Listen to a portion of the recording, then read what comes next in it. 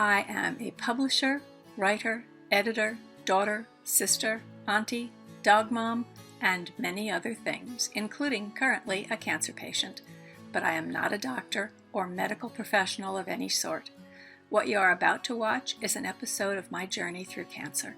I'm sharing my adventure with you in hopes that you'll find something here that's comforting and maybe even inspiring.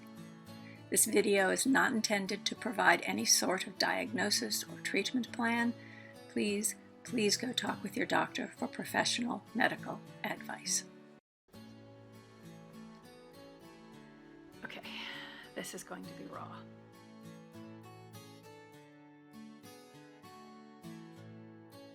I had been digging around for months because I wanted to start a YouTube channel. And there is nothing like a diagnosis of cancer to light a fire under a person.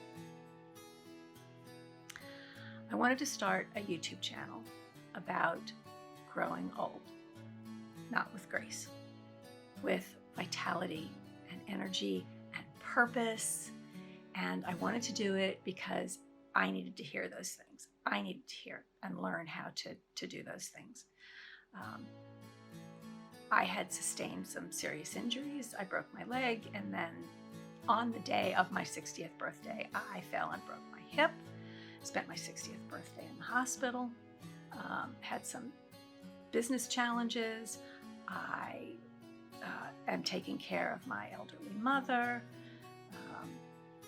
Of course, there's been the too few years of the pandemic that we've all been dealing with. And during that time, I gained a lot of weight. I was up to 202 pounds, and I wanted to lose 70 of it. Part of the reason I wanted to lose the weight was vanity, of course. But the bigger part was that I did not have the energy that I wanted to have to do the things that I still wanted to do with the rest of my life. My nephew, my 21-year-old nephew, came to visit me, and I couldn't even pretend to have the energy to keep up with him and do all the things we wanted to do together. And I wanted my mojo back. While he was visiting, my nephew built me a meditation bench up in the mountain behind my mother's house. And I haven't been back up to visit it since because I can't make it up and down the mountain still without his help. I gave him an object lesson one day when we were shopping together at Walmart, and he taped it.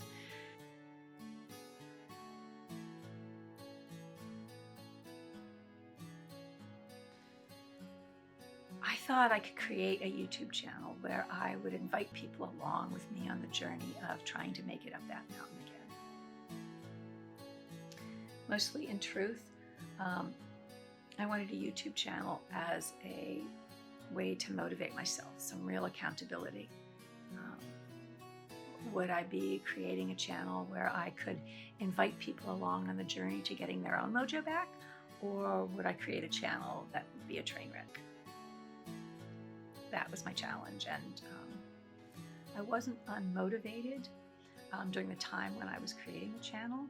As soon as my nephew left, I went on a realistic diet plan to try to lose the weight, and so far I've lost 46 of the 70 pounds I wanted to lose. I also started to research and to make appointments to explore other topics that I wanted to talk about on this channel, like why did I have such a hard time remembering the name of the drug I was allergic to every time I went to the doctor and had to tell somebody? Does the Mona Lisa touch really work? What the hell happened to my eyebrows? The two women I was working with to conceptualize the channel and bring it into being suggested that politics was another reason that I wanted to get my energy back, and they were absolutely right about that. I want to be able to, at the very least, march to protect women's reproductive rights so that my nieces and the young people I know can enjoy the same rights that I've enjoyed all my life. Speed walking has always been one of my favorite ways to exercise. And when I started this program back in October, I couldn't have made it from the National Mall to the White House, which is 1.3 miles. I couldn't have made it halfway. Now I could make it there and back. even with all of that, I wasn't feeling as good as I thought I should be feeling. So I went to my doctor and she scheduled just some routine tests to kind of check everything out. And today, this afternoon, while I was waking up from a colonoscopy, the doctor who performed the procedure was bent over my gurney and he said, "How you feeling?" And I said, "Really crampy." And he said, "Well, I'm not surprised because I had a hard time getting the instrument inside," which is not something you want to hear about your butt. And he said, "There's a cancerous mass right at the entry." And that surprised me because cancer is not something that we have in my family. We don't have a family history of it. We get heart disease. So cancer was the last thing I was worried about.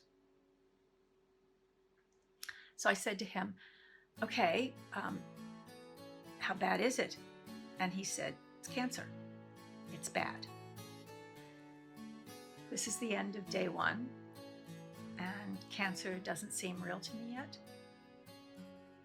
Tomorrow I go for some lab work and then more tests through the course of the week to find out how bad it is and what my treatment options are. And I suspect it's going to get more real.